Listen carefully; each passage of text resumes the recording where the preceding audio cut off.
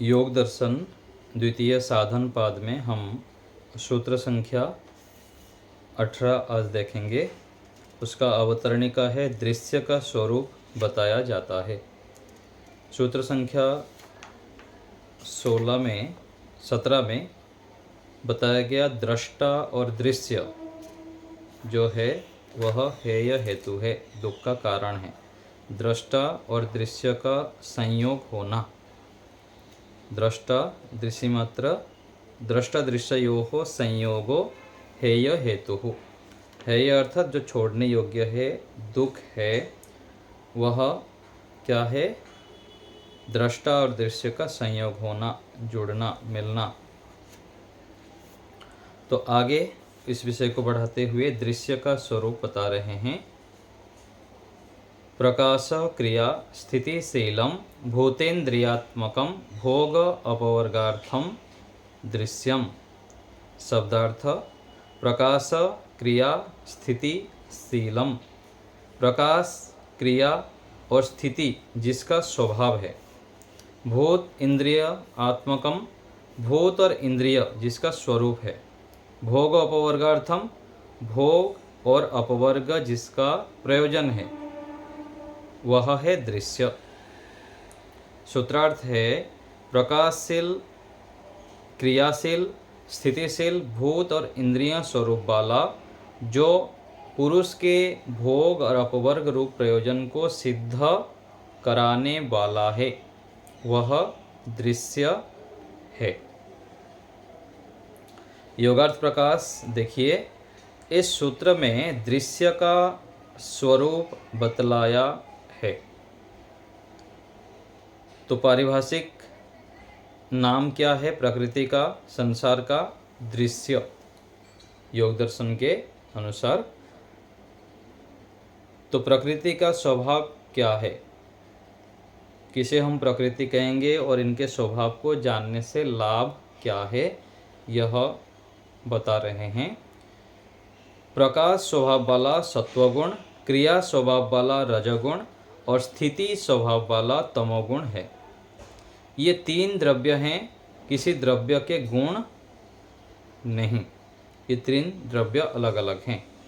इन तीन के समुदाय को ही प्रकृति कहते हैं। तीनों के समुदाय को, जैसे हम लड्डू किसको कहते हैं? केवल बेसन को अथवा केवल घी को, केवल मीठा को लड्डू नहीं कहते हैं। तीनों का जो समाहार होके मिलके जो हमको दिख रहा है उसको हम लड्डू कहते हैं, मिष्ठान कहते हैं। ऐसे ही सत्वगुण, रजोगुण और तमोगुण तीनों के जो इकट्ठा है, समुदाय को मिलाकर, उसको प्रकृति कहते हैं। ये गुण एक दूसरे से मिलने वाले और पृथक रहने वाले हैं। जब प्रकृति हम कहते हैं, तीनों मिले भी हुए हैं और अलग अलग उनके अस्तित्व है। जैसे लड्डू में तीनों मिलके, बेसन का लड्डू जैसे होता है तो तीनों मिलके हम लड्डू कहते हैं। और उसमें जब उनकी सत्ता के ऊपर देखेंगे तो तीनों के सत्ता भी अलग अलग है। अर्थात तीनों मिलकर रहते हुए भी पृथक पृथक हैं। सृष्टि की रचना में ये मिलकर पदार्थों का उपादान कारण बनते हैं। तो जब सृष्टि की रचना होती है तो ये तीनों को लेकर ही सृष्टि की रचना होती है। ये क्या है? तीनों सृष्टि के उपादान कारण हैं। उपादान कारण, साधारण कारण, निमित्त कारण हम पढ़े हैं। जैसे घड़ा में साधारण कारण और उपादान कारण और निमित्त कारण होते हैं। निमित्त कारण है कुम्हार, उपादान कारण है मिट्टी, जो मुख्य मटेरियल होता है किसी वस्तु के बनने में, तो हो गया उपादान कारण। और जो बनाने वाला है वो निमित्त कारण। और जो दिशा, काल, आकाश आदि होते हैं वो साधारण कारण हैं। तो ऐसे ही संसार के निर्माण में उपादान कारण प्रकृति है। अर्थात ईश्वर इन तीनों से सभी पदार्थों की रचना करता है। ये स्वयं सृष्टि नहीं बना सकते, क्योंकि ये जड़ है। ये अपने आप सृष्टि को नहीं बना सकते हैं, कोई बनाने वाला है। कौन है? ईश्वर, इन तीनों को लेके, तीनों के कम मात्रा अधिक मात्रा सब जोड़ जाड़ के जिसको जिस वस्तु को बनाने में जो आवश्यक है उस प्रकार से परमात्मा बनाते हैं। शरीर को बनाने में जो चाहिए उतने मात्रा ले लेते हैं, और बाकी पदार्थ पेड़ पौधे और जो वृक्ष वनस्पति आदि बनाने में जो लगता है उन सबको लेकर बनाते हैं, उसी रूप में मात्रा लेकर। इन तीनों का अंगांगी भाव है। अंग अंगी, जैसे शरीर में हाथ क्या है, अंग है, और उंगलियां अंग और अंगी। जैसे हम पूरा शरीर को जब हम शरीर कहते हैं तो अंगी हो गया शरीर, और उसका अंग हाथ पैर आदि हो जाएंगे। तो ऐसे करके प्रकृति के विषय में समझना चाहिए। कभी कोई गुण अप्रधान और कोई प्रधान रहता है। जैसे दूध, घी, मिठाई में कौन सा प्रधान रहता है? सत्वगुण प्रधान रहता है। मिर्च है, और कुछ ऐसे पदार्थ होते हैं जिसमें रजोगुण रहता है। और जो बासी भोजन है अथवा लाल मिर्च आदि हैं, लहसुन हैं, इसमें तमोगुण प्रधान माना जाएगा। तो कुछ वस्तु होते हैं जिसमें तमोगुण की प्रधानता है, किसमें रजोगुण की प्रधानता है, और कुछ पदार्थों में सत्वगुण की प्रधानता होती है। गुण मुख्य होने पर भी दूसरे से भिन्न अपनी शक्ति वाले होते हैं। तो अलग अलग जगह पर भिन्न भिन्न अपनी शक्ति रहता है। किसमें सत्वगुण यदि देखेंगे तो रजोगुण तमोगुण से भिन्न है, रजोगुण तमोगुण और सत्वगुण से भिन्न है। तुल्य जातीय और अतुल्य जातीय शक्ति भेद से विद्यमान रहते हैं। अर्थात सत्वगुण जिन द्रव्यों की उत्पत्ति में मुख्य उपादान हैं और रजोगुण तमोगुण गौण कारण हैं, वे सत्वगुण के तुल्य जातीय पदार्थ हैं, और जिन पदार्थों की उत्पत्ति के रजोगुण व तमोगुण मुख्य उपादान कारण हैं वे इनके तुल्य जातीय हैं। इसी प्रकार से द्रव्य का जो गौण उपादान कारण है उसका वह अतुल्य जातीय है। तो तुल्य जातीय अतुल्य जातीय अर्थात जो सत्वगुण से युक्त होगा वो तुल्य जाति का हो जाएगा, और जो उससे विरुद्ध होते हैं रजोगुण तमोगुण अतुल्य जातीय हो जाएंगे। जब जिस गुण की प्रधानता होती है तब वह विशेष रूप से अपने स्वरूप की अभिव्यक्ति करता है। तो सत्वगुण की प्रधानता होगी तो उसका परिणाम दिखाएगा तुरंत। दूध पिएंगे, फल खाएंगे, मिठाई खाएंगे, और अच्छी जो पौष्टिक भोजन होता है वो सत्वगुण अपना प्रभाव दिखाता है। और जब गौण रूप से रहता है तो अनुमान से उसका ज्ञान होता है। इन तीनों गुणों में जीवात्मा के भोग और अपवर्ग का सामर्थ्य है। इनके बिना आत्मा इन दोनों प्रयोजनों की सिद्धि नहीं कर सकता है। तो यहाँ पर हमको दोनों बुद्धि लेके चलना है संसार के विषय में। एक तो हम दुख है कहते हैं, वो भी ठीक है। दुख इसलिए कहा जाता है कि व्यक्ति सुखों में फंस जाता है और उसके पीछे जो दुख है उसको दिखता नहीं, इसलिए दुख भी देखना चाहिए। और दूसरे तरफ जो विवेकज ज्ञान है, बुद्धिमत्ता पूर्वक जब हम विचार करेंगे तो ये भी है कि इसमें सुख भी है, ना कि केवल दुख ही दुख है। संसार में सुख तो है, लेकिन सुख के पीछे दुख को यदि हम स्मरण रखते हैं, उसको बुद्धि में रखते हुए प्रयोग करते हैं तो उसका यथा योग्य प्रयोग हम करते हैं, नहीं तो फिर अति कर देते हैं।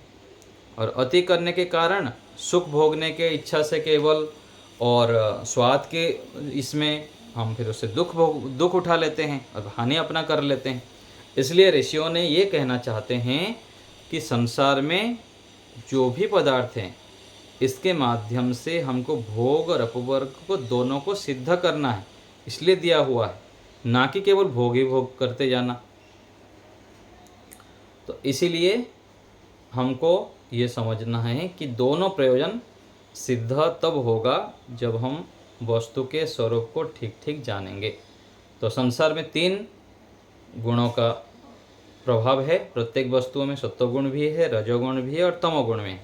इसको हमको समझना है। ये जीवात्मा से संबंध होकर उसका उपकार करते हैं, दूर से नहीं। तो जब संबद्ध होते हैं जिस वस्तु का हम भोग करेंगे अथवा उपयोग करेंगे उसका प्रभाव वो दिखाएगा, और दूर रहेगा तो दूर ही रहता है। परंतु केवल ये गुण भी बिना आत्मा के भोग उपवर की सिद्धि नहीं कर सकते हैं, ये भी समझ ही योग्य है। बिना आत्मा के किसको भोग उपवर सिद्ध कराएंगे? वो अपने आप में तो ऐसे ही पड़े रहेंगे, बना दिया गया ऐसे ही रहेगा। मान लीजिए कि बेसन है और घी है और चीनी है, तो जब रहेगा तो ऐसे ही रहेगा। कोई यदि आत्मा प्रयोग ना करे, उसको लड्डू बनाए नहीं, प्रयत्न करके उसको खाए नहीं, तो उससे क्या लाभ मिलेगा? ऐसे ही पड़ा रहेगा, ऐसे ही रहेगा बाहर। जब तीनों में से एक प्रमुख होता है तो दो उसका अनुकरण करते हैं। इस रूप में इनको प्रधान कहा जाता है। इन तीनों गुणों के समूह का नाम प्रधान, प्रकृति और अव्यक्त भी है। तो ये तो दृष्टा, जो क्या कहा था, दृश्य भी कहा गया था। दृश्य के अलावा इसको प्रधान भी कहते हैं प्रकृति को, और अव्यक्त भी कहते हैं। तो कहीं प्रधान कहा जाएगा, कहीं प्रकृति कहेंगे, कहीं जगत कह दिया जाता है, संसार भी कह दिया जाता है, और दृश्य, ये सब पर्यायवाची शब्द है। हाँ, अलिंग भी बोलते हैं, और भी बहुत सारे नाम हैं प्रकृति को, अलग अलग जगह पर बहुत सारा बताया जाता है। तो हमको प्रकरण के हिसाब से जहाँ कहा जाएगा वहाँ पर उसको समझना है। दूसरा रूप इन गुणों का भूत इंद्रियात्मक है। भूत शब्द से पृथ्वी आदि स्थूलभूत और तन्मात्रा आदि 5 सूक्ष्म भूतों का ग्रहण होता है। तो स्थूलभूत और सूक्ष्मभूत भी कहा जाता है इन दोनों को। इन 3 गुणों को लेकर ईश्वर समस्त पदार्थों की रचना करता है। तो ईश्वर प्रकृति के बिना, इन स्थूल सूक्ष्म पदार्थों के, इन भूतों के बिना सृष्टि को बना नहीं सकते हैं। तो इन प्रकृति रूपी जो साधन हैं, इनको लेकर परमात्मा पूरा सृष्टि को बनाते हैं। स्वयं ये गुण व प्रकृति किसी पदार्थ की उत्पत्ति नहीं कर सकते हैं, अपने आप भी वो उत्पत्ति नहीं कर सकते हैं बिना चेतन के। जो लोग यह मानते हैं कि प्रकृति स्वयं संसार की रचना करती है, वे प्रकृति के स्वरूप को अच्छे प्रकार से नहीं जानते। तो अपने आप ईश्वर बना, संसार बन जाती है, ऐसे जो कहते हैं वो प्रकृति के स्वरूप को ठीक ठीक जानते नहीं। क्योंकि ज्ञान रहित पदार्थ किसी भी पदार्थ की रचना नहीं कर सकता। तो जैसे कहा मैं आपको कि बेसन रखा है, लड्डू ये हमारा घी रखा है, चीनी रखा है, अपने आप थोड़ी बन जाएंगे, क्योंकि वो ज्ञान रहित है, जड़ है, अपने आप नहीं बन सकते। ऐसे ही सृष्टि अपने आप नहीं बन सकता है। और आगे चलकर अपने शरीर के ऊपर आ जाइए, ये शरीर के अपने आप बन गया क्या? माँ के गर्भ में कैसे बन गया? माँ को भी पता नहीं। माँ तो ठीक है, साधन बने, निमित्त बने, लेकिन शरीर के अंदर भी अपने आप नहीं बन जाता है।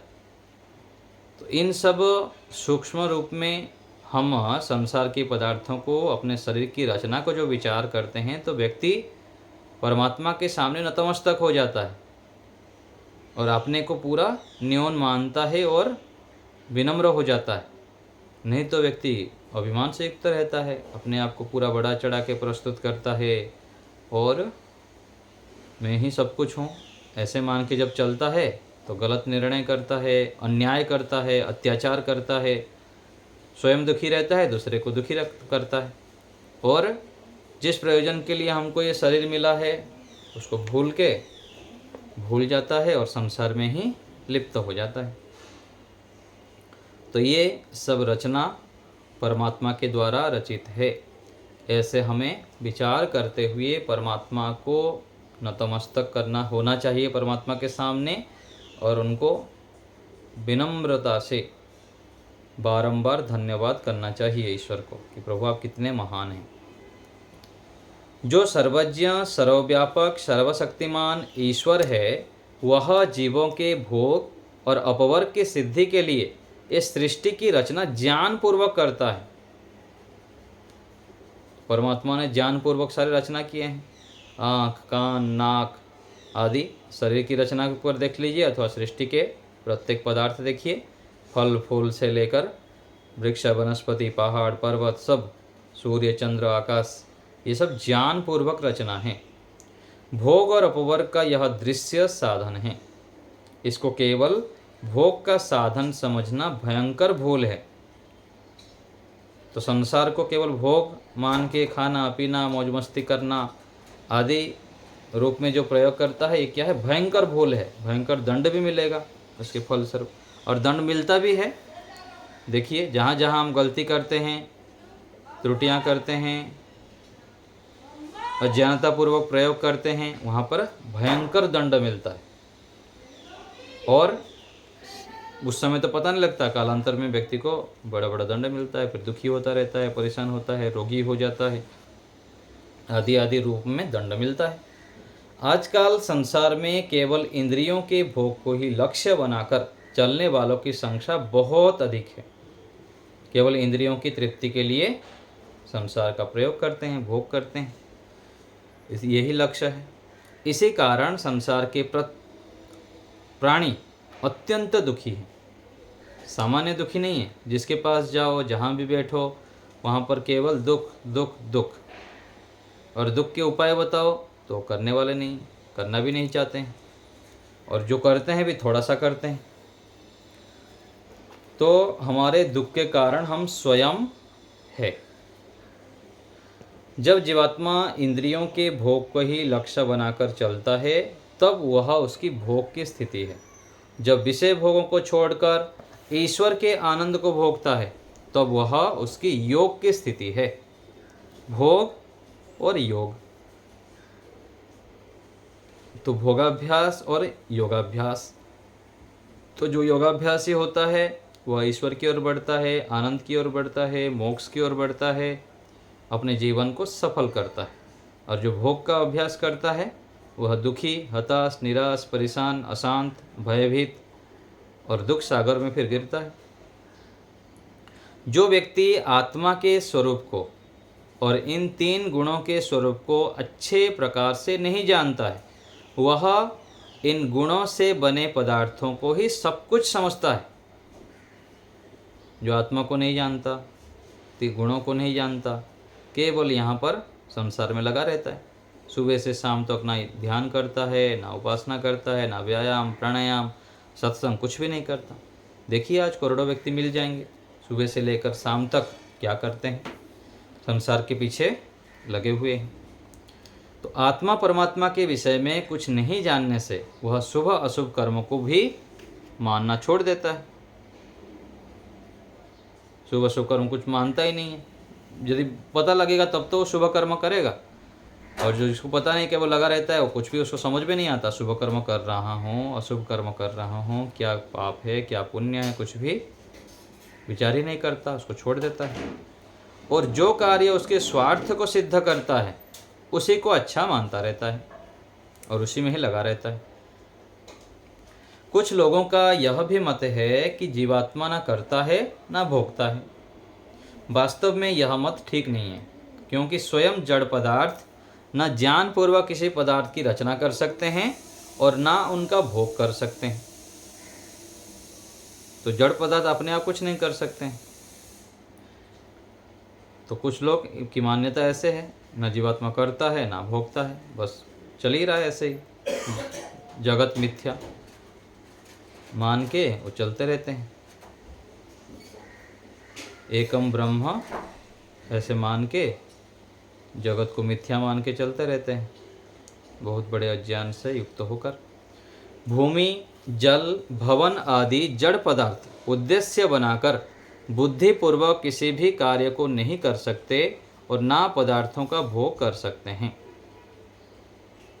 जो भूमि, पर्वत, जल, जो भी जड़ पदार्थ है वो अपने आप कुछ भी नहीं कर सकते हैं, ना भोग कर सकते हैं, ना कोई कार्य को कर सकते हैं। यह प्रकृति और इससे बनी सृष्टि ज्ञान, कर्म, उपासना का साधन है।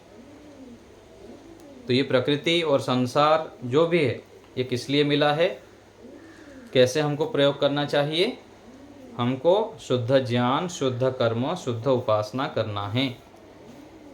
इन साधनों के माध्यम से इसलिए मिला है।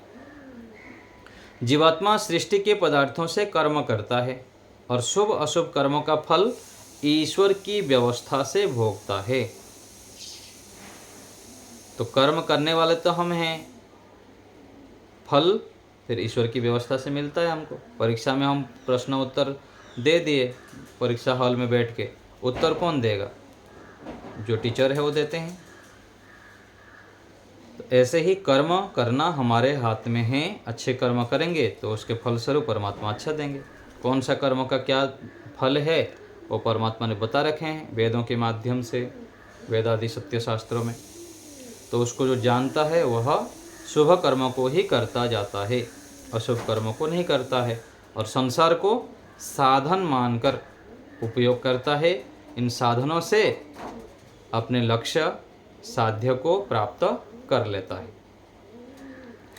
यहाँ व्यास भाष्य में सत्व आदि गुणों से बने अहंकार, इंद्रिय आदि पदार्थों को कर्ता कहा है और जीव को अकर्ता एवं साक्षी नाम से कहा है। इन शब्दों का तात्पर्य ऐसा समझना चाहिए कि जीव अकेला स्वयं किसी कार्य को नहीं कर पाता है, इसलिए उसे अकर्ता कहा है। अकर्ता अर्थात स्वयं अपने हिसाब से कुछ नहीं कर सकते। साधन नहीं रहेंगे तो कैसे करेगा कार्य? साधनों के माध्यम से ही तो कार्य कर सकता है। वस्तु देना, लेना, दौड़ना आदि कार्यों का संपादन जीवात्मा अहंकार, मन, इंद्रियों और शरीर आदि की सहायता से ही कर पाता है। यदि ये सारे साधन ना हो तो अपने आप कैसे करेगा? जीवात्मा तो अपने सामर्थ्य से एक करवट भी नहीं बदल सकता है यदि उसको मन, बुद्धि आदि साधन परमात्मा ना प्रदान करे तब। तो इसलिए इन साधनों से ही अपने कार्यों को संपादन कर पाता है। जबकि कर्मों की अच्छाई बुराई या अच्छे बुरे फल भोगने का उत्तरदायित्व जीवात्मा का ही होता है। तो मूल चेतन होने से उसके अनुसार ही चलता है सब। इसलिए अच्छा बुरा जो भी करता है इन साधनों से उसका दंड अथवा पुरस्कार जीवात्मा को मिलता है। तो जीवात्मा को साक्षी इसलिए कहा है क्योंकि वह अपने मन, इंद्रियों, शरीर आदि के द्वारा संपादित किए जाने वाले कर्मों और स्वयं भोगे जाने वाले सुख दुखों का स्वयं देखता भी है। तो जो भी कर्म हो रहा है, जैसे मालिक होते हैं कंपनी में, सारे कार्य होता रहता है, वो देखते रहते हैं कहाँ क्या कार्य हो रहा है, कहाँ गड़बड़ी हो रही है। इसलिए मालिक को जितना लोगों को अच्छे रोजगार देता है और जितना उसके कंपनी के माध्यम से लोगों को सुख मिलता है, उसका अधिक हिस्सा किसको मिलेगा? मालिक को मिलता है, क्योंकि वही सारा मैनेजमेंट किया हुआ रहता है, उसके अंदर ही सब कुछ चलता है। जो भी कर्मचारी गलत करेंगे तो उसके ऊपर उनका ही ये होता है, रिक्स होता है। गलत करेगा तो उनको हाँ भोगना पड़ता है, हानि भोगना पड़ता है, और अच्छा करेंगे तो उनको मिलता है फल। तो ऐसे ही शरीर में भी आत्मा मुख्य है। सारे जो भी साधनों से कर्म होता है उसका सुख दुख का फल आत्मा को मिलता है। इसका यह अर्थ नहीं समझना चाहिए कि कर्ता भोक्ता कोई और है, जीव तो केवल देखता रहता है। तो देखने का कारण जीव को साक्षी कह दिया गया है। मतलब साक्षी मतलब केवल तटस्थ होकर देखता है, जैसे कंपनी में सारा कार्य हो रहा है और मालिक केवल बैठ के चेंबर में देखता रहता है कौन कहाँ क्या हो रहा है। इस रूप में साक्षी समझना चाहिए। वास्तव में उपर्युक्त विवरण के अनुसार कर्मों का उत्तरदायित्व भी जीव का है। वही अपने कर्मों के फल सुख दुख का भोक्ता भी है।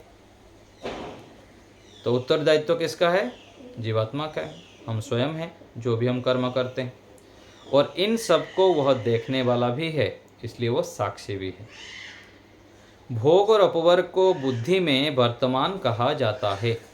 इसका तात्पर्य यह नहीं है कि ये दोनों बुद्धि में रहते हैं और जीवात्मा का इनसे कोई संबंध ही नहीं है, ऐसा नहीं समझना चाहिए।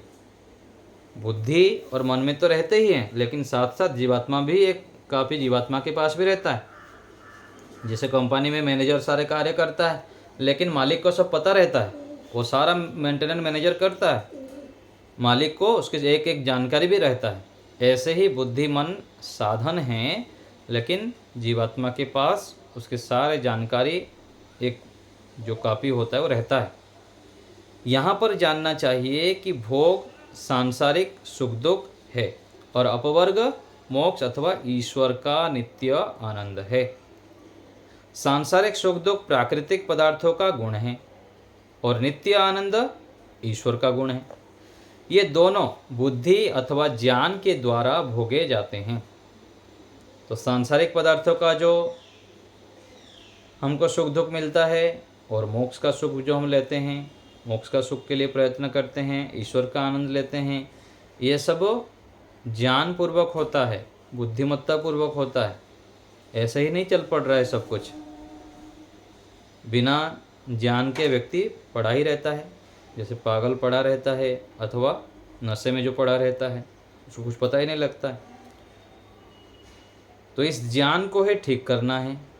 ज्ञान यदि ठीक हो जाता है तो हम इन सांसारिक व्यक्तियों से, वस्तुओं से ठीक ठीक लाभ ले लेते हैं और गलत होने पर फिर उससे लाभ नहीं ले पाते हैं, तो उनसे दुख उठा लेते हैं। अर्थात लौकिक सुख दुख अंतःकरण रूपी बुद्धि से और मोक्ष का नित्य सुख ईश्वर प्रदत्त ज्ञान से भोगा जाता है। इसलिए इनको बुद्धिस्थ कहा जाता है। इनके भोगने से जीवात्मा में कुछ घुलता मिलता नहीं है। इनका भोग करने पर भी जीवात्मा का स्वरूप शुद्ध ही बना रहता है। तो मूल रूप से जो जीवात्मा है वो शुद्ध है, शुद्ध ही रहता है। नैमित्तिक रूप में जैसे देखता है, जैसे सुनता है, जैसे संगति करता है, उसी प्रकार से अशुद्ध हो जाता है, अशुद्ध गौण रूप से कह दिया जाता है।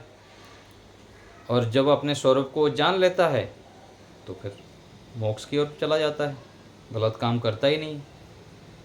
तो योग दर्शन 1.24 के व्यास भाष्य में भी यह बात कही है कि स ही तत्फलस्य भोक्ता, अतः कर्ता भोक्ता जीवात्मा ही है, अन्य नहीं है। इसलिए ग्रहण, धारण, ऊहा, अपोह, तत्वज्ञान, अभिनिवेश का भी अनुभव करने वाला जीवात्मा ही है। इन शब्दों का अर्थ भाष्य अनुवाद में देख लेवें।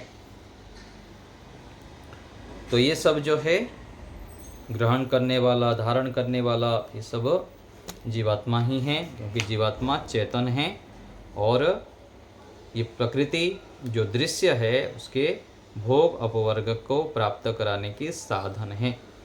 ऐसे मानकर जब हम चलते हैं तो सृष्टि से, संसार की वस्तुओं से हम अपना प्रयोजन सिद्ध कर पाते हैं, लाभ उठा पाते हैं और सुखी होते हैं। यदि इनके स्वरूप को ठीक नहीं जानेंगे, सत्वगुण, रजोगुण, तमोगुण आदि को, तो इनसे दुख उठा लेते हैं। तो ये हो गया सूत्र। अभी आप लोग को कुछ पूछना हो तो बताइए।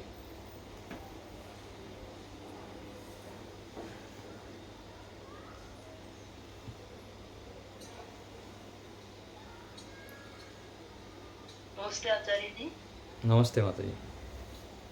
ये आखिर में जो बताया ऊहा और ये क्या है जो लास्ट में आपने बताया नहीं? हाँ, ऊहा अर्थात होता है ना किसी विषय को, हाँ किसी विषय के विषय में, हाँ ऊहा करना अर्थात तो होता है कि किसी विषय को पूर्व से ये ऐसे हो सकता है, ऐसे सोचकर फिर उस प्रकार से क्रिया करना।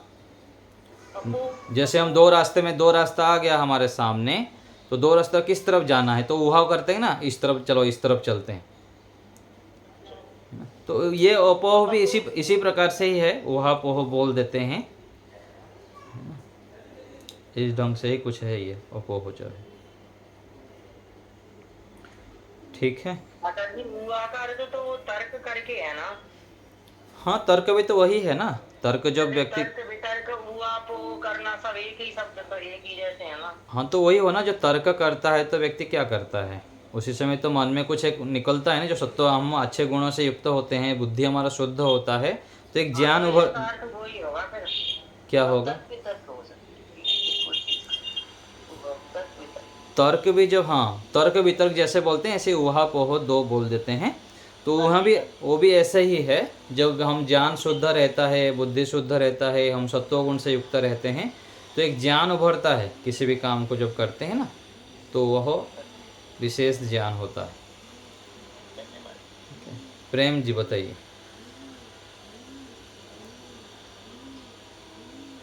आचार्य जी नमस्ते। नमस्ते जी।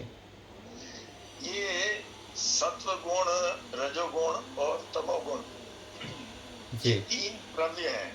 हाँ जी। किसी द्रव्य के गुण नहीं, ये लिखा है ना जी। हम्म। तो जो द्रव्य है उनका अपना गुण तो होता ही है, बिना गुण के कोई द्रव्य नहीं होता। हाँ जी, हाँ तो जी। इनके गुण तो होंगे ना। सत्व गुण जो द्रव्य है उसका गुण होगा सत्व गुण। सत्व गुण अर्थात ये अलग नहीं है, कोई द्रव्य हो उसका गण हो ऐसा नहीं है। सत्व गुण का जो स्वभाव है वो क्या है? प्रकाश है। जैसे हम गुण कहने से क्या कहते हैं, इस व्यक्ति का ये गुण है, तो ये गुण जो कहते हैं वो अलग प्रकार से प्रयोग होता है। यहाँ जो सत्वगुण, रजोगुण, तमोगुण कहा गया है, तो ये एक द्रव्य है, उस सत्व गुण का प्रभाव क्या होता है? प्रकाश है। अच्छा, तो जो सत्व गुण है उसका, जो सत्व गुण है द्रव्य, उसका गुण जो है वो प्रकाश। हाँ, गुण कह लीजिए, हाँ, अथवा उसका स्वभाव कह लीजिए, तो उसका है प्रकाश है, अर्थात ज्ञानात्मक। और दूसरे शब्द में क्या कहेंगे उसको? सत्व प्रकाशशील है ना, सुखदायक है हम कह सकते हैं। और रजोगुण जो है उसका है चंचलता, और तमोगुण जो है वो मूढ़ता, इस रूप में है। सत्व गुण और रजोगुण ये तो तत्व है ना, 3 प्रकार के तत्व है प्रकृति के। हाँ जी, हाँ जी। और इनके स्वभाव जो है वो गुण है। नहीं, इस रूप से नहीं कहेंगे, स्वभाव गुण नहीं कहेंगे, उनका इस द्रव्य का नाम ही सत्वगुण है। सत्वगुण का जो स्वभाव है ये प्रकाश स्वभाव वाला है ना। अथवा सत्वगुण द्रव्य मान लेंगे तो उसका गुण प्रकाश ले लीजिए, प्रकाश गुण वाला है, ऐसे भी बोल सकते हैं। था कि अगर उसे हम, क्योंकि द्रव्य बोला है ना, तो सत्व गुण द्रव्य है, तो उसका गुण जो है वो प्रकाश गुण वाला, हाँ, ऐसे कह सकते हैं, प्रकाश गुण। और ये चंचलता, और वो हो जाएगा मूढ़ता गुण है, ऐसा। तो बेसिकली हमारे दिमाग में यही रहना चाहिए कि ये 3 जो है ये द्रव्य है, और इनके गुण जो है प्रकाश स्वभाव, क्रिया स्वभाव और स्थिति स्वभाव। जी। दूसरा ये पूछना है जी, जैसे अंगांगी आपने शरीर का बताया, अंग शरीर है और अंगी जो है वो हाथ पैर है। नहीं, अंगी शरीर है और अंग हाथ पैर है। अच्छा, अंगी शरीर है और अंग जो है, हाँ ठीक है, अंग उसके हाथ पैर है। हाँ जी। इसी प्रकार ये जो प्रकृति है ये अंगी है, ये अंगी है, शरीर है, प्रकृति, इसके अंग क्या होंगे? सत्व रज तम। अच्छा, सत्व रजतम अंग है ये। हाँ जी। अच्छा जी, ऐसा है। ठीक है, धन्यवाद। सविता माता जी बोलिए। दृश्य भी कह सकते हैं, दृश्य। हाँ, कह सकते हैं। एक ही है, उसमें कोई अलग नहीं है, केवल शब्दों का फर्क है। सविता माता जी बोलिए। आचार्य जी, ये व्यास भाषा से पढ़ रही थी मैं, उनका मतलब आपका शुरू से नहीं अटेंड कर रहा था ना, तो मैं पीछे से थोड़ा सा उठा रही हूँ। तो तत्र विक्षिप्ते विक्षिप्ते केतसी विक्षेपो उत्सर्जनी पूतः, उत्सर्जनी मतलब विक्षेपो, विक्षेप से ढका हुआ, उपसर्जनी भूत अर्थात विक्षेप से युक्त होकर। उपसर्जन मतलब उसमें ढका हुआ बोल दीजिए, उसमें युक्त होकर। हाँ, विक्षेप से जब मिल जाता है, जुड़ जाता है, विक्षेप से जुड़कर फिर वो उस प्रकार से क्रिया करने लग जाता है। ठीक है। विक्षेप से ढका होगा तो फिर वो व्यवधान, हाँ आएगा। जी जी जी, व्यवधान आएगा उसमें, और उसी प्रकार से वो क्रिया करने लग जाएगा जो विक्षेप से युक्त होगा। अच्छा, और जब एकाग्र हो जाएगा, विक्षेप खत्म हो जाएगा तो हाँ, एकाग्र हो जाएगा तो उस प्रकार से क्रिया करने लग जाएगा, जिससे युक्त होगा उसी प्रकार से क्रिया करेगा। दोनों अवस्था हो जाती है विक्षिप्त में, है ना? हाँ, विक्षिप्त में तो ये रहता है, विक्षिप्त में दोनों ही रहता है, उसमें थोड़ा बहुत सत्व भी रहेंगे, थोड़ा रजोतम भी उभर जाएंगे। तो अधिक जो मात्रा है सत्वगुण की रहती है उसमें, और अधिक रजोगुण, अधिक तमोगुण फिर उसमें क्षिप्त और विक्षिप्त में क्षिप्त और मूढ़ में होते हैं, ऐसा है। मूढ़ में तो मतलब तुम ज्यादातर तमोगुण होगा। जी जी और क्षिप्त में क्या होगा? रजोगुण होंगे। अच्छा, बहुत जैसे बच्चे में बच्चा एकदम से है ना हाँ कार्य जी कर लेता है। जी जी जी। अच्छा जी, मैं ये पूछ रही थी एक कि जब हम सोते हैं ना आचार्य जी, हम्म तो जैसे बुजुर्ग हो, जैसे जैसे अवस्था बढ़ती जाती है तो हमारे शरीर में वायु बढ़ती जाती है। हम्म तो वायु बढ़ती जाती है, फिर यदि हम सो जाते हैं तो फिर वायु का प्रकोप कम हो जाता है और फिर पाचन हो जाता है। तो कफ अवस्था कफ प्रधान हो जाता है ना जब हम सोते हैं, तो कफ प्रधान होता है उस समय पाचन अच्छा होता है, ऐसा मैं पूछ रही हूँ। नहीं ऐसा नहीं है, वात पित्त कफ तीनों का ही ये होता है, तीनों का संतुलन चाहिए। केवल वायु बढ़ जाने से पाचन हो जाएगा, कफ बढ़ जाने से पाचन होगा, ऐसा नहीं है। तीनों का संतुलन होना अति आवश्यक है, वात पित्त कफ का। ठीक है। बिना संतुलन के तो बीमार ही रहेंगे। हाँ नहीं तो ये जो जितने भी मजदूर वर्ग है दोपहर का खाना खा के ये लोग थोड़ा आराम जरूर करते हैं और नहीं अपन को दिन का सोना वर्जित है। नहीं नहीं ऐसा नहीं, सबके लिए वर्जित है, एक के लिए तो है ये एक लोग के तो लिए आराम नहीं करते है। हैं। वो तो अपने ढंग से व्यक्ति अपने जीवन को चला रखता है, ठीक है ना। ना उन लोग खान पान ठीक करते हैं ना कुछ करते हैं, उसी हिसाब से जो गड़बड़ करते हैं उसका परिणाम तो कालांतर में आता ही है। तो जो नियम तो कान बताते ना मजदूर। हाँ नियम सबके लिए, नियम सबके लिए एक समान है। जो जितना ध्यान रखता है उसका परिणाम उतना ठीक होता है, और जो उसको ध्यान नहीं रखते हैं उसका कालांतर में आता है परिणाम। किसी का 70 साल में आएगा, किसी का 60 साल में आएगा, किसी को 40 साल में असुविधा हो जाती है, समस्या हो जाती है। तो फिजिकल एक्टिविटी ज्यादा होता है ना, शारीरिक श्रम ज्यादा करते हैं, हाँ इसलिए उनको हाँ, तो शरीर के जितना ये करते हैं, शरीर ये करते हैं, लेकिन खान पान यदि उन लोग गड़बड़ कर देंगे तो उसका ही परिणाम आता है उनके शरीर में। भोजन तो पच जाता है मेहनत करने के कारण, लेकिन वो जो भोजन करते हैं उसमें भी ठीक भोजन नहीं करते हैं ना, प्याज लहसुन अधिक करेंगे अथवा केवल विरुद्ध आहार भी खाने लग जाते हैं, तो उसका परिणाम भी उनके ऊपर आता है। भोजन पाचन तो मेहनत के ऊपर निर्भर करता है। जितना हम मेहनत करते हैं, मेहनत करने के बाद यथा योग्य जब भोजन करते हैं तो पाचन हो जाता है। तो आचार्य जी मेहनत मेहनत करते हैं तो उतनी ही ना वो भी लगती है हमको, भूख भी ज्यादा लगती है जब मेहनत करते हैं। हाँ जी हाँ जी, भूख तो लगती है। पतले होना चाहते हैं तो मेहनत करें, फिर मेहनत करते हैं तो ज्यादा खाया जाता है। नहीं ऐसा नहीं है, पतले हो तो पतले और मोटे अपना शारीरिक जेनेटिक रूप में भी रहता है कुछ चीज़ें, और मेहनत करते हुए ज़्यादा पतला ज़रूरी नहीं अथवा मोटा ज़रूरी नहीं। पतले हो तो कमज़ोर होगा, मेहनत नहीं कर पाएगा, ऐसा भी नहीं है। ये एक लंबा विषय है, पतला मोटा खाना आदि जो है ना। ठीक है, इसको हम यहीं विराम देते हैं, आगे दूसरा विषय लेते हैं। सविता माता जी बोलिए। नमस्ते आचार्य जी। नमस्ते। आचार्य जी, अभिनिवेश का अनुभव करने वाला ये मतलब समझाइए आचार्य जी। अभिनिवेश तो एक क्लेश है, ये अलग है। अभिनिवेश, अच्छा, क्यों? हाँ अभिनिवेश क्लेश है। मृत्यु दुख से, दुख संबंध। मृत्यु दुख से बचना, मृत्यु मुझको ना हो जाए, मृत्यु दुख से युक्त रहना, ये अभिनिवेश क्लेश है। जी। तो अभिनिवेश क्लेश का जो दूसरे तरफ देखेंगे तो मृत्यु कभी भी हो सकता है। तो इस शरीर मर जाएगा तो दूसरे, इस शरीर यदि नष्ट हो जाते है दूसरे शरीर मिल जाएगा। ये ज्ञान यदि हमारे मन में रहता है तो फिर मृत्यु दुख से हम भयभीत नहीं होते हैं, बचेंगे।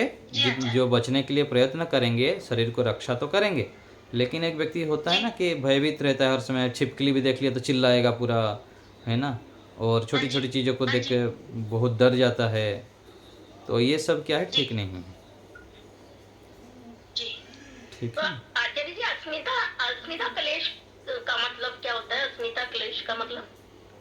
अस्मिता क्लेश का है बुद्धि और आत्मा को एक समान, एक जुड़ा हुआ मानना। बुद्धि और आत्मा अलग अलग नहीं है, ऐसा जो मानते हैं अस्मिता क्लेश है। मैं अलग हूँ और आत्मा अलग है, इन दोनों का जो पृथकता का ज्ञान हो जाता है तो ये अस्मिता क्लेश से बच जाते हैं। धन्यवाद। सुदेशना, ये तो समाधि में ही हो सकते हैं, वैसे तो शब्दों से तो जान ही रहे हैं। कुछ नहीं जानते हैं, व्यवहार में उल्टा काम करते हैं। शब्द वही तो कह रहे हैं शब्द ना, शब्द शब्द ज्ञान से हम मान के चलते हैं, लेकिन उसको धीरे धीरे क्रियात्मक हम करेंगे ना, अपने दोष को स्वीकार करेंगे। मैं जो पढ़ा हुआ हूँ, बोल रहा हूँ, उस प्रकार से व्यवहार नहीं कर रहा हूँ। भोजन खाने बैठे तो लोभ से खा लेते हैं। लोभ से क्यों खाते हैं? क्योंकि सोचते हैं कि अधिक खा लूँगा तो मैं भर जाऊँगा, है ना, मेरा ये अंश हो रहा है। तो ये तो प्रारंभ में, हाँ प्रारंभ में कर कहाँ पा रहे हैं हम लोग। नहीं, उसको वही बात है ना, पहले स्वीकार करना पड़ता है। केवल समाधि में होगा ऐसा नहीं है, समाधि में तो विशेष रूप से होगा, लेकिन छोटे छोटे रूप में हम कर सकते हैं। अभी छोटे छोटे रूप जितना अभिमान भी कह सकते हैं, अभिमान नहीं अस्मिता का मतलब वो अलग है, अभिमान। वो अलग है। तो प्रारंभिक रूप में हम थोड़ा थोड़ा रूप से देख सकते हैं, और जितना हम साधना करने जाते हैं, शांत होते हैं, अपने आप को शुद्ध करते हैं, उतनी मात्रा में हमारे व्यवहार में भी हो सकता है। केवल समाधि में होगा ऐसा नहीं है। समाधि में पूरा दबदबे, बीच बीच में सभी लोग ऐसे बोले, अभी तो यही होता है आचार्य जी, अविद्या भी तो यही होता है, शरीर को आत्मा। माता जी बीच बीच में ऐसे बोलने लगेंगे तो सब डिस्टर्ब हो जाएगा। आपका पर्याय जब आएगा, हाथ उठाएंगे, बोलेंगे, तब ठीक रहेगा। ऐसे सभी लोग बोलने लगेंगे तो फिर समस्या हो जाएगी ना, विषय एक का समाप्त हो जाए। आचार्य जी मैं पूछ रही हूँ, मेरा समाधान कर दो। हाँ, तो माता जी मैं ये बोल रहा था कि ऐसे नहीं मान के चलना चाहिए कि समाधि अवस्था में ही ये सब होगा।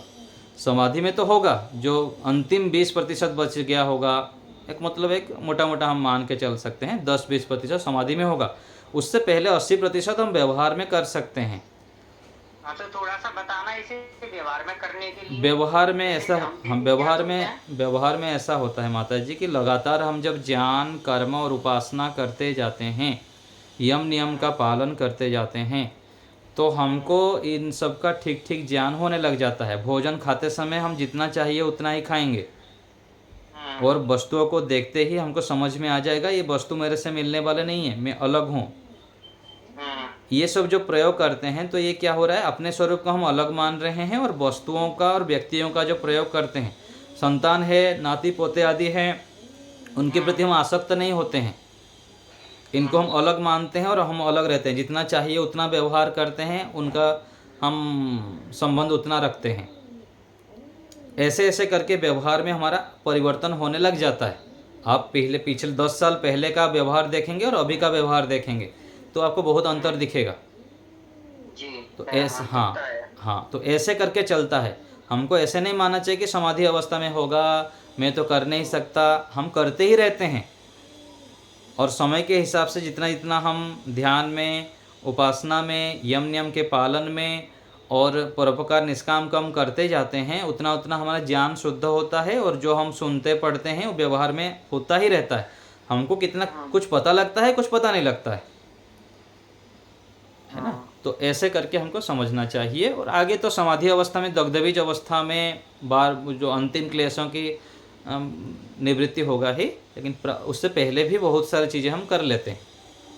आचार्य जी ऐसे थोड़ा सा ऐसे लगाना भी हमें बताइए, जैसे अब पृथ्वी तत्व का हम कैसे अनुभव करें, जैसे गंध का ये कहते हैं ना, इस पर ध्यान लगाओ नासिका के अग्रभाग पे। तो नहीं, मैं वही बताया माता जी कि ये तो ठीक है, ये सब बातें लंबा चौड़ा है। व्यवहार में हमको शांत में बैठ के थोड़ा सोचना है इन विषय में। जो भी वस्तु हम प्रयोग करते हैं, व्यक्तियों का प्रयोग करते हैं, व्यक्तियों से संबंध रखते हैं, शांत होकर हम देखेंगे कि मैं कैसे व्यवहार करता हूँ। हाँ, कैसे व्यवहार करता हूँ, तो उसी से ही परिवर्तन हो जाता है। और सोचना शुरू कर दिया है तो आ रहा है परिवर्तन।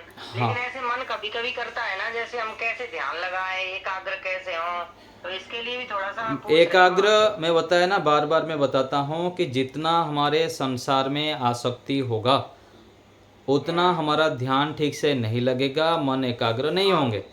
हमको संसार के व्यवहारों से कटना पड़ेगा, घर कमरे के अंदर बंद होकर रहना पड़ेगा, ओम का जप घंटों घंटों करना पड़ेगा, गायत्री मंत्र का घंटों घंटों जप करना पड़ेगा, एकांत में बैठना पड़ेगा, शादी विवाह संबंध आदि से कटना पड़ेगा धीरे धीरे करके। जितना हम जिन जिन वस्तुओं से हमारा आसक्ति है उनको छोड़ना पड़ेगा। मिठाई खाने की इच्छा हो रही है फिर भी नहीं खाना है, बीच बीच में नहीं खा के देखना है। तो ऐसे ऐसे सांसारिक व्यवहारों को जितना हम कम करते जाएंगे उतना उतना हमारा मन एकाग्र होगा। ये सरल उपाय है। ये सब हमको घूमना फिरना, इधर उधर लोगों से बातें करना, पूरा शांत हो जाना होता है, मौन हो जाना होता है। यदि हमको इस ओर बढ़ना है आध्यात्म की ओर, तब हम दोनों नाव में पैर रखेंगे तो फिर डूबेंगे, दुखी होते रहेंगे। एक तरफ हमारा अध्यात्म संस्कार है, हम ध्यान साधना करना चाहते हैं, और दूसरे तरफ हम सोचेंगे कि ये सब बाह्य व्यवहार भी कर ले, देखना सुनना आदि कई सारे व्यवहार होता है, अपना अपना निरीक्षण करना होता है। तो फिर ईश्वर से प्रार्थना भी करनी पड़ेगी, एकांत रहना पड़ेगा। फिर बहुत सारी बातें जब हम एकांत में रहते हैं तो स्वयं को पता लगता है कहाँ कहाँ मैं अभिमान से युक्त होता हूँ और कहाँ कहाँ मैं आसक्त हूँ, आदि आदि पता लगने लग जाता है। और धीरे धीरे जब हम कटने लगेंगे तो मन स्वतः ही एकाग्र हो जाता है और आंतरिक जो बातें हैं ये सब समझ में आने लग जाता है, सूक्ष्म विषय हमको पता लग जाता है। आचार्य, अनुभव से ऐसा लगता तो है कि एक बार कटना तो पड़ेगा, फिर भले ही हम समझ करके संसार में आ जाए, बिल्कुल, एक बार तो छोड़ना पड़ेगा। जी नहीं, छोड़ना एक बार नहीं, आप छोड़ने के बाद भी जाना कहाँ है, संसार में ही रहेंगे। लेकिन तो यही है, हाँ, पर एक बार कटना तो पड़ेगा नहीं, हाँ जी जी जी हाँ, बिल्कुल बिल्कुल। एक बार लंबे समय तक कट जाने के बाद ज्ञान शुद्ध हो जाता है, फिर हम यथा योग्य प्रयोग करते हैं। अभी क्या है, हाँ अभी क्या करते हैं, हम अज्ञानता पूर्वक प्रयोग कर लेते हैं, फिर दुखी होते रहते हैं, परेशान होते रहते हैं। ठीक है, दुखी होना तो अब कम हो गया है पहले की अपेक्षा, क्योंकि अब समझ में आ गई ना सारी हाँ बातें। जी जी, उस समय और भी समझ में आएगा ना, और भी समझ में आएगा, और भी समझ में आएगा, और पहले से ब्रेक हो जाएगा। गड्ढे में गिरने से पहले हम पहले से सावधान हो जाएंगे कि भाई यहाँ गड्ढा है, नहीं जाना है, पहले 50 बार गिर चुका हूँ, 1000 बार गिर चुका हूँ, वहाँ जाना ही नहीं है। ऐसे करके, ठीक है। लता माता जी बोलिए। आचार्य जी नमस्ते। ये जो हमारा 3 गुण होता है ये ईश्वर देते हैं ना, तो जब जन्म लेते हैं तो सभी का एक जैसा होता है या परसेंटेज जो कर्मफल के हिसाब से हमको मिलता है? कर्मफल के हिसाब से मिलते हैं, शरीर सबको मिलते हैं। आया था ना पीछे, जाति आयु भोग, हमारे कर्म के आधार पर अच्छे शरीर मिलेगा। देखते हैं दोनों का एक शरीर है, लेकिन कोई स्वस्थ रहता है, कोई बीमार रहता है, कोई अच्छे कार्य कर रहा है, कोई गलत कार्य कर रहा है, कोई मेहनत नहीं करता है फिर भी उसको फल मिल रहा है, उसका शरीर स्वस्थ रहता है, और कोई मेहनत इतना कर रहा है, व्यायाम इतना कर रहा है, फिर भी बीमार रहता है। तो कुछ हमारे पहले से स्टॉक रहता है, उसके आधार पर हमको मिलता रहता है, और कुछ अभी जो अच्छे कार्य करते हैं उसका फल मिलता है। तो सारे कर्मों के आधार पर ही परमात्मा देते हैं, माता पिता भी देते हैं, परिवेश भी देते हैं, साधन भी उसी प्रकार से ही देते हैं। जी जी जी, बहुत बहुत धन्यवाद। सुदेशना माता जी। आचार्य जी नमस्ते। आचार्य जी, यहाँ जो लिखा हुआ है जीवात्मा को साक्षी कहा है, तो जीवात्मा साक्षी तो उसी को कहते हैं कि जो कुछ नहीं करता वो खाली देखता है। ये गौण रूप से साक्षी कहा गया ना, यही तो बता रहा हूँ। कंपनी में मैनेजर अपने कमरे में बैठा रहता है, कैमरा लगाकर सब देखता रहता है, करने वाला कौन है? सभी तो कर्मचारी लोग कर रहे हैं, लेकिन आत्मा जो मैनेजर है, मुख्य मालिक है, वो बैठ के देखता रहता है। ऐसे ही सारे इंद्रियां आदि सब काम तो करते हैं, लेकिन मूल जो मालिक है वह आत्मा है, वो गौण रूप से यहाँ साक्षी कहा गया। आत्मा की इच्छा से सब होता है। हाँ, आत्मा की इच्छा से ही होगा। जैसे कंपनी में लाखों लोग काम कर रहे हैं, जैसे अंबानी हैं, अडानी हैं, बड़े बड़े कंपनी के, इनके पास लाखों लाखों कर्मचारी है, लेकिन वो जैसे चाहते हैं वैसे ही कार्य होता है। ऐसे ही हम आत्मा जैसे चाहते हैं ऐसे ही सारे इंद्रियां, सारे अंग वैसे कार्य करते हैं। तो आचार्य जी, हम खुद ये समझ सकते हैं कि शांत रह कर देख सकते हैं कि मेरे द्वारा क्या क्या काम हो गया, क्या क्या गलत हो गया, क्यों नहीं, क्या क्या सही हो गया, पता लगता है ना। ये सब शांत होकर देखने से पता लगेगा, पता लगता है, सावधान रहता है, फिर आगे गलत काम नहीं करता है व्यक्ति, और अच्छे कार्यों को बढ़ाता रहता है जब साक्षी होकर देखता है। जो अंधाधुन खाता पीता मौज मस्ती करता रहता है वो फिर डूबता रहता है। ठीक है आचार्य, धन्यवाद। मीना माता जी। बता रही थी अकर्ता का भी यही मतलब है। हाँ, अकर्ता का भी यही मतलब है। अकर्ता का मतलब है स्वयं तो सीधा सीधा डायरेक्टली नहीं कर रहे हैं, इनडायरेक्टली सभी साधनों से कर रहे हैं। ये अकर्ता का भी ऐसे ही समझ सकते हैं। ठीक है जी। माता जी बोलिए, सविता माता जी। जी आचार्य जी, मैं ये कह रही थी कि मैं तो ये सोच रही थी कि अविद्या वो होता है 5 कलश में। अविद्या वो होता है ना कि आत्मा, हम शरीर को ही आत्मा मान बैठते हैं, वो अविद्या कहलाता है। हाँ, वो भी है, वो भी है। तो वह अस्मिता और अविद्या में क्या अंतर है फिर?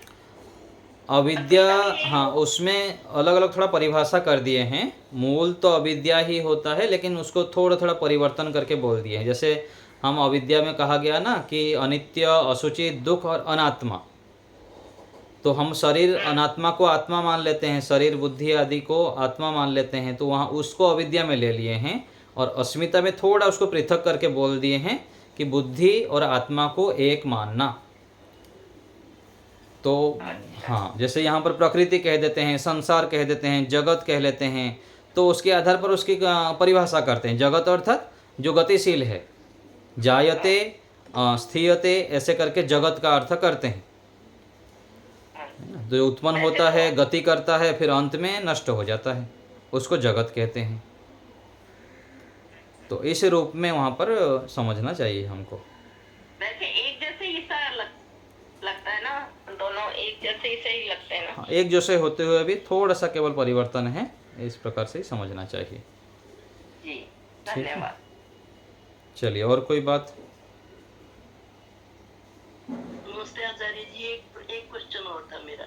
हाँ, बोलिए। क्या ये लौकिक सुख दुख अंतकरण रूपी बुद्धि से मिलता है? लौकिक सुख बुद्धि से जाना जाता है, जो संसार का सुख है दुख है, हाँ ये हाँ बुद्धि से ही जाना जाता है? हाँ जी, हाँ जी, बुद्धि से ही तो जाना या जाएगा। मन के द्वारा जाना जाता है? मन बुद्धि सब साधन ही हैं, इनके माध्यम से ही जाना जाता है। मन बुद्धि आदि साधनों से ही सारे सुख दुख का जानकारी होता है। फिर इंद्रियां भी सहयोगी बनते हैं। इंद्रियां हैं, मन है, बुद्धि है, सब साधन बनते हैं, इनके माध्यम से ही जीवात्मा जानता है। नहीं तो बिना साधन कुछ भी जान नहीं पाएगा, ऐसे ही पड़ा रहेगा वो। ठीक है ना। चलिए, आज यहीं रखते हैं, ओम का उच्चारण करते हैं। ओम शांति शांति शांति।